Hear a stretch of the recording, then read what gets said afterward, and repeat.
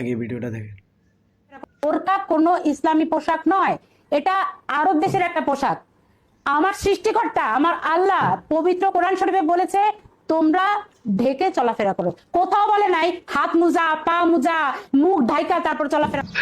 আচ্ছা ভাই আচ্ছা কোথেকে তুই উড়ে যাইছিস বলতো? তুই কি ভারত থেকে কোনো বৃষ্টি চাইছিস নাকি আমাদের দেশে? তুই টুপ করে দেশে পড়ে গেছে।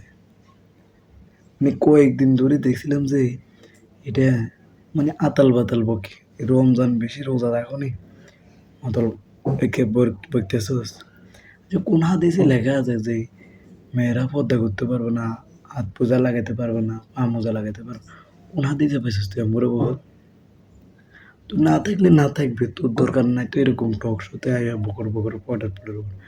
তুই তো আমার মনে হয় যে ওই দাদার দেশের থেকে বীজ লই আইসস, যার কারণে তুই বাংলাদেশে জন্ম লইছস।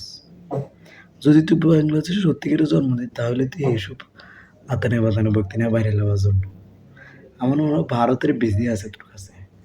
ভারতের বীজ লাগাইছে ভারতে আইছে যে বাংলাদেশে, মানে এটা উটেঙ্গা পড়ে গেছে আর কি বীজটা, যার কারণে হয়েছে তোর এই অবস্থা। রোজা রমজানের দিন বাকিটা কিছু বললাম না তোরে।